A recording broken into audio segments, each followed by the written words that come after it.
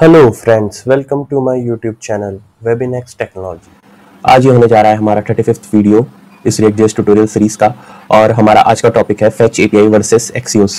So let's get started. So previous videos में हमने API calling करी थी हमारी यूजिंग फेच एपीआई और एक्सियोस से।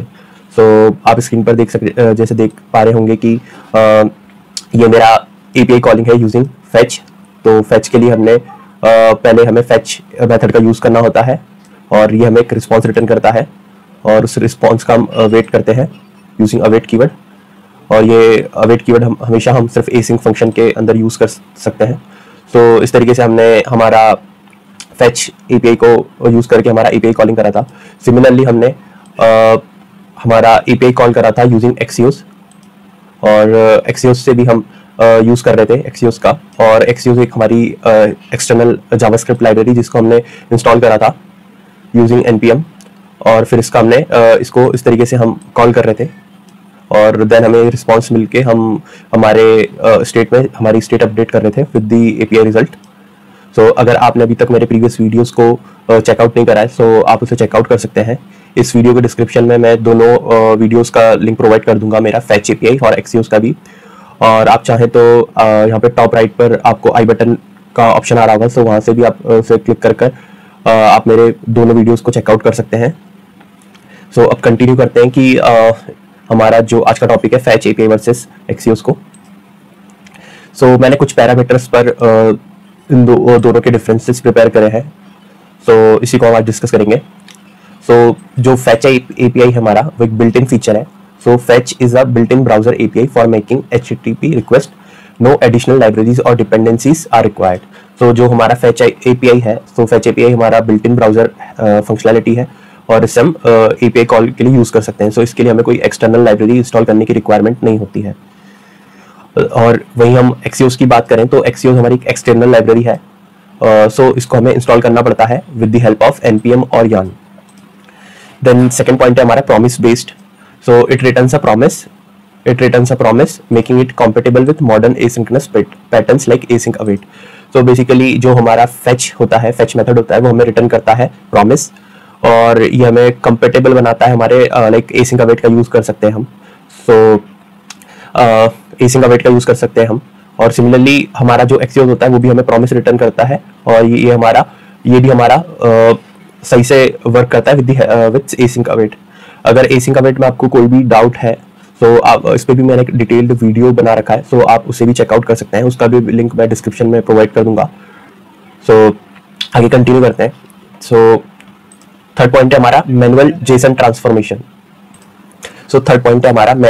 ट्रांसफॉर्मेशन। सो बेसिकली हमें in case of fetch API के साथ हमें मैनुअली कॉल करना पड़ता है response.json। सो जैसे अगर हम कोड में एक बार देखें तो आप देख सकते हैं कि मैंने पहले यहाँ पे हमारा रिस्पॉन्स निकाला, देन हमें इसे जेसन में कन्वर्ट करने के लिए एडिशनली response.json का यूज करना पड़ता है, और ये भी हमें एक प्रॉमिस रिटर्न करता है। सो एडिशनली इसको जेसन में कन्वर्ट करने के लिए हमें ये मेथड ऑपरेशन परफॉर्म करना होता है। But in case of Axios में ये ऑटोमेटिक जेसन ट्रांसफॉर्मेशन होता है। सो और इसलिए ये एक्सियोस खुद से ऑटोमेटिकली हैंडल करता है। सो जो भी हमारा रिस्पांस होता है उसे वो जेसन में कन्वर्ट करके देता है। सो हमें एडिशनली response.json की कॉल करने की नीड नहीं होती है। सो जैसे अगर हम कोड में देखें तो एक्सियोस के केस में हमने रिस्पांस डायरेक्टली निकाल लिया था, हमें अलग से response.json कॉल करने की नीड नहीं थी। सो जेसन फॉर्मेट में कन्वर्ट करने की अलग से नीड नहीं है, वो ऑटोमेटिकली एक्सियोस अपने एंड पे हैंडल कर लेता है। फोर्थ पैरामीटर या पॉइंट है हमारा error handling. So it does not reject the promise on HTTP error status like 404 or 500. You need to check response.ok or response.status to handle HTTP errors. So basically जो हमारा fetch है वो हमारा promise को reject नहीं करता है with this status like 404 हुआ या फिर हमारा 500 हुआ। हमें मैनुअली अगर हमें error handling करनी है तो हमें अलग से हमें response.ok या फिर response.status को हैंडल करना पड़ेगा। बेसिकली कि चेक करना पड़ेगा कि response.status हमारा क्या है, 200 है या 400 है। हमें ऐसे मैनुअली इसके लिए कंडीशनल स्टेटमेंट्स का यूज करना होगा। वही हमारा अगर एरर हैंडलिंग होता है सो इन केस ऑफ एक्सियोस ये ऑटोमेटिकली हमारा रिजेक्ट करता है एरर स्टेटस को। जो कि हमारी सिंप्लीफाई कर देती है एरर हैंडलिंग को। बेसिकली ये 404 या स्टेटस तरीके से स्टेटस हमें रिटर्न करेगा रिस्पॉन्स में इन केस ऑफ रिजेक्शन या फिर कोई एरर के केस में। फिफ्थ पॉइंट है हमारा हेडर्स एंड कॉन्फ़िगरेशन। सो ये हमें ऑफर करता है फैच एपीआई में हम हेडर्स को सेट कर सकते हैं, मेथड का टाइप डिफाइन कर सकते हैं और रिक्वेस्ट ऑप्शंस भी डाल सकते हैं। सो सिमिलरली हमारा जो एक्सियोस है ये भी हमें अलाउ करता है कि हम रिक्वेस्ट को मैनिपुलेट कर सकते हैं, रिस्पॉन्स को मैनिपुलेट कर सकते हैं और इसमें भी हम हेडर्स वगैरह को ऐड कर सकते हैं। सो ये भी सिमिलर फंक्शनैलिटी है ये दोनों में कि हम हेडर्स को अलग से यूज़ कर सकते हैं। देन एक्सियोस में जो है हमारा वो हमारा वर्क करता है both in browser and in Node JS environments. So ये तो हमारा डिफरेंसेस हुए दोनों में, फैच एपीआई और एक्सियोस। सो हमने कुछ स्पेसिफिक पैरामीटर्स पर दोनों को कंपैरिजन हमने कर लिया है कि कौन सी दोनों में क्या डिफरेंसेस है और क्या बेनिफिट्स हैं। सो इन समरी, अब अगर हम समरी पर आते हैं, समरी या कंक्लूजन। सो यूज फैच एपीआई हमें कब यूज करना चाहिए? जब अगर हम प्रेफर करते हैं सोल्यूशन विदाउट एडिशनल डिपेंडेंसी। अगर हम कोई एडिशनल डिपेंडेंसी नहीं चाहते हैं तो हम फैच एपीआई का यूज कर सकते हैं। और अगर हम कंफर्टेबल है कि हम मैनुअली एरर हैंडलिंग कर लेंगे और फीचर्स, अगर हमें स्ट्रीमिंग जैसे कुछ फीचर्स का यूज करना है तो हम फैच एपीआई का यूज कर सकते हैं।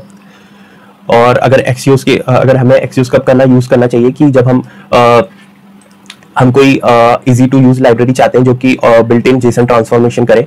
लाइक कि एक्सियोस के केस में ये ऑटोमेटिकली रिस्पॉन्स को हमारा जेसन में कन्वर्ट कर देता है और इसमें ऑटोमेटिक एरर हैंडलिंग हो जाती है।